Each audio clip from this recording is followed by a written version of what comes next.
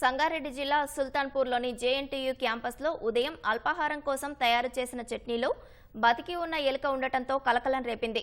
ఘటనపై సంగారెడ్డి జిల్లా additional collector Madhuri స్పందించి క్యాంపస్కు వెళ్లారు. అక్కడ వంటగదిని పరిశీలించగా అపరిశుభ్రంగా ఉండటంతో కాంట్రాక్టర్పై ఆగ్రహం వ్యక్తం చేశారు. వెంటనే మెస్ కాంట్రాక్టర్ను మార్చి కొత్తవారిని చేర్చుకోవాలని ఆదేశించారు. అంతకుముందు విద్యార్థులను అడిగి అదనపు కలెక్టర్ మాధురి వివరాలు తీసుకున్నారు. ప్రతిరోజు ఆహారంలో ఏదో ఒకటి వస్తున్నాయని విద్యార్థులు వాపోయారు. విద్యార్థులకు నాణ్యమైన భోజనంతో పాటు పరిశుభ్రమైన వాతావరణంలో ఆహారాన్ని వడ్డించాలని అదనపు కలెక్టర్ సిబ్బందికి సూచించారు.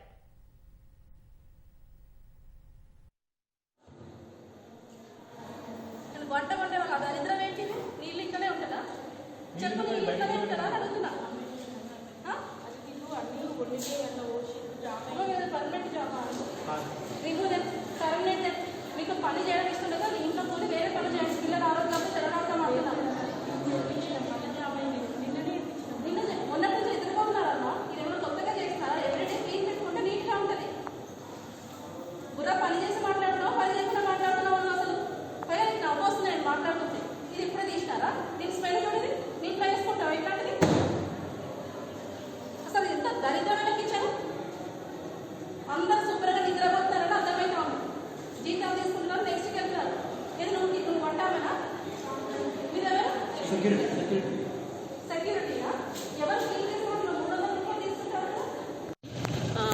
స్టూడెంట్స్ ఇక్కడ ఒక వీడియో పెట్టారు మేడం గారు కూడా. నేను అది చూసాను. చూసిన వెంటనే కూడా నేను ఆర్డీఓ గారు ఇక్కడ పరిస్థితిని ఇన్స్పెక్ట్ చేయడానికి వచ్చాము.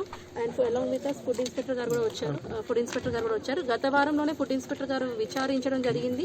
ఇక్కడ ఏవైతే మార్పులు చేయాలో అవి ప్రిన్సిపల్ గారికి సూచించడం జరిగింది. ఆ కాంట్రాక్టర్ మీద మేము లీగల్ యాక్షన్ కూడా నా కోర్టులో ఒక కేసు కూడా వేయడం జరిగింది. వారికి నోటీస్ కూడా ఇచ్చాము. కానీ ఇక్కడికి వచ్చి చూస్తే ఇంకా 1 వీక్ బ్యాక్ వచ్చినట్టున్నారు. మెమోస్ కూడా ఇచ్చారు. ఇప్పుడు ప్రిన్సిపల్ గారు కూడా ఇప్పుడు ఇమీడియట్ గా కేర్ టేకర్ మీద యాక్షన్ తీసుకుంటామని ప్రామిస్ చేశారు. అవుట్ సోర్సింగ్ వాళ్ళు ఎవరైతే ఉన్నారో వారి మీద ఇమీడియట్ గా యాక్షన్ తీసుకొని వాళ్ళు సస్పెండ్ చేస్తామన్నారు. లేకపోతే వాళ్ళు అవుట్ సోర్సింగ్ కాబట్టి వాళ్ళని తీసేస్తామని చెప్పారు.